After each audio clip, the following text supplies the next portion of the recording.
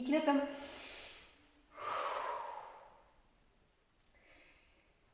Tai ką, visiems noriu pristatyti labai šaunią moterį Jurgitą, kuri jau lankosi vos ne metai, fragmentiškai, neištisai, mano motyvaciniuose mokymuose.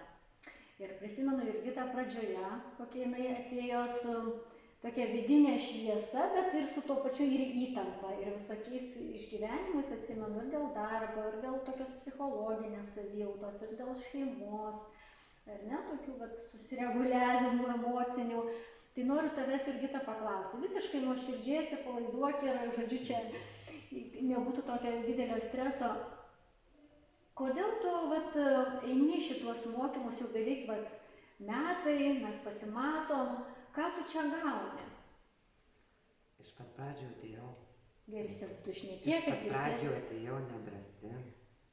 Tokia buvo kaip ir baimė, ką mes ten veiksim, kam ten papasakos.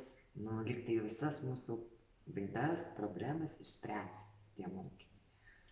Bet atėjus pamačiau tikrai daug nuostabių žmonių ir jūs. Labai daug, kiekvienas su savo išgyvenimais, su savo problemom. Ne viena aš tokia buvau, pasirodo, ir, blogiau žmonių jautėsi negu kad aš. Ir ką tu pačioj pradžioj, kai atėjai, sakai, tokia truputėlį, ne, galbūt neaišku, kas čia bus, ko reikalaus iš tavęs kažką ir taip toliau. Ir kaip tai keitėsi eigoje, tų mokymų visų, tavo savijauta, tavo gyvenimo visokie aplinkybės, gerėjo, blogėjo, ko buvo? Po truputį aš savį atsiskleidžiau, po truputį ryžto įgijau. Labai daug gavau žinių, kaip su savim dirbti, kaip įveikti baimę, stresą. Ir visą tai po truputį aš išgyvenau.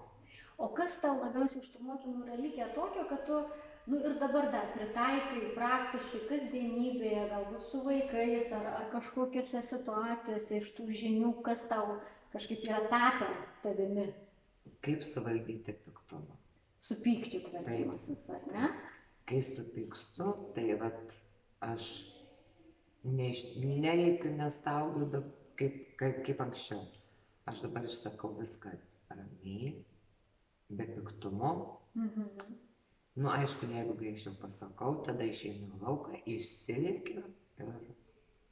Bet, prie vaikų aš, arba šeimo, kaip galima sakyti, aš to piktumo jau nebeparodau, kad aš pikta, jisli, man tas negerai, tas negerai. Aš jau to nebeparodau.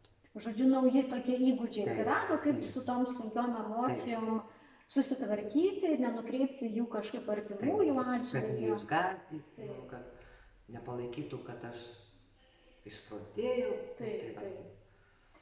Aišku, o kaip dar keitėsi tavo gyvenimas, kas liečia ir darbą, tokia savirealizacija? Aš atsimenu, tu pačioj pradžioj, tokia ir ieškojai, ir tuo pačiu biškį buvo ir baimių, kaip susitvarkysi ir su savo emocijom, ar ne?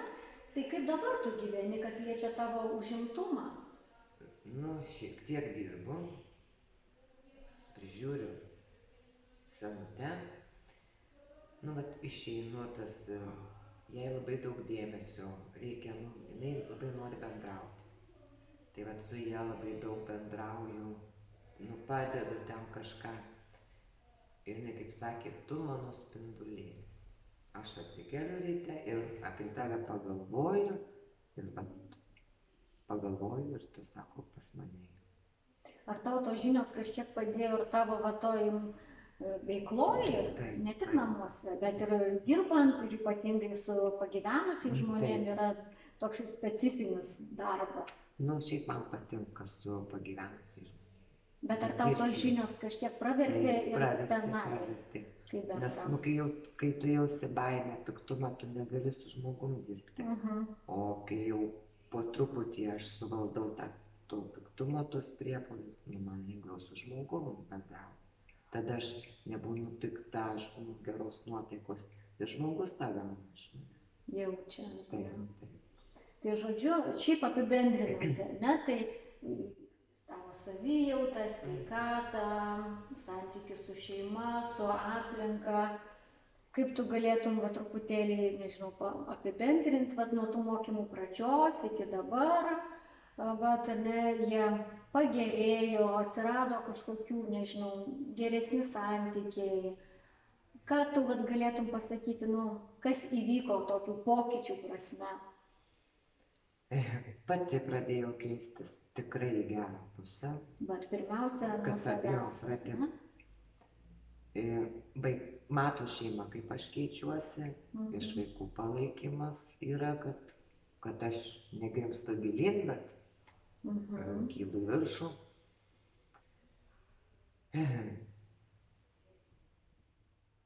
tą piktumą suvaldyti, emocijas, viską. Ir darbas atsirado, svarbiausia, kad vat, išeini, nebūni toj pačioj aplinkoj, pakeiti aplinką.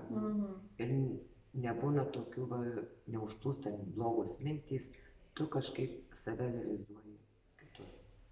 Ir pas mane jau laikas būna sudėliotas, kad čia, tokiu laiku čia, tokiu laiku ten. Ir apie blogas mintis tokias, tokių, kad... Mažiau laiko depresuoti lieka, ne?